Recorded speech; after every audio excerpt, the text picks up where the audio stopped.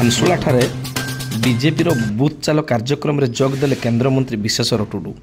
ମୟୂରଭଞ୍ଜ ଜିଲ୍ଲା ମୋରଡ଼ା ବ୍ଲକ ଅନ୍ତର୍ଗତ ମୋରଡ଼ା ପଞ୍ଚାୟତ ଧାନସୁଳା ଗ୍ରାମରେ ଆଜି ଅପରାହ୍ନ 2ଟା ସମୟରେ ପ୍ରଧାନମନ୍ତ୍ରୀ ନରେନ୍ଦ୍ର ମୋଦିଙ୍କ ଆହ୍ୱାନ କ୍ରମେ ବିଜେପିର ବୁଥ୍ ଚାଲ କାର୍ଯ୍ୟକ୍ରମ ଅନୁଷ୍ଠିତ ହୋଇଯାଇଛି। ଏହି କାର୍ଯ୍ୟକ୍ରମରେ ମାନ୍ୟବର କେନ୍ଦ୍ରମନ୍ତ୍ରୀ ବିଶ୍ୱେଶ୍ୱର ଟୁଡୁ ଯୋଗଦେଇ ବୁଥ୍ କିପରି ସଶକ୍ତ ହେବ ସେ ବିଷୟରେ କର୍ମୀମାନଙ୍କୁ ଗୁରୁମନ୍ତ୍ର ଦେଇଥିଲେ। କେନ୍ଦ୍ରମନ୍ତ୍ରୀଙ୍କ ସହିତ ଯୋଗ ଦେଇଥିଲେ କେନ୍ଦ୍ରମନ୍ତ୍ରୀଙ୍କ ପ୍ରତିନିଧି ଖଗେନ୍ଦ୍ର ନାୟକ, ବିଜେପିର ବରିଷ୍ଠ ନେତା ସୁଧୀର କୁମାର ରାଜ, ଅଜୟ କୁମାର ଗିରି, କୁମୁଦିନ ମାହାକୁଡ଼, ଉତ୍ତମ ଘଡ଼େଇ, ବିବେକାନନ୍ଦ ବିନ୍ଧାଣୀଙ୍କ ସହିତ ଅନେକ କର୍ମକର୍ତ୍ତା। ସଂଗଠନକୁ କିପରି ମଜବୁତ ହୋଇପାରିବ ଆଲୋଚନା କରାଯାଇଥିଲା ଜଣାପଡ଼ିଛି। ସ୍ଥାନୀୟ ସମସ୍ୟା ବିଷୟରେ ପଚାରି ବୁଝିବା ସହିତ ସମାଧାନ କରିବା ପାଇଁ ବିଭାଗୀୟ ଅଧିକାରୀଙ୍କୁ ନିର୍ଦ୍ଦେଶ ଦେଇଥିଲେ।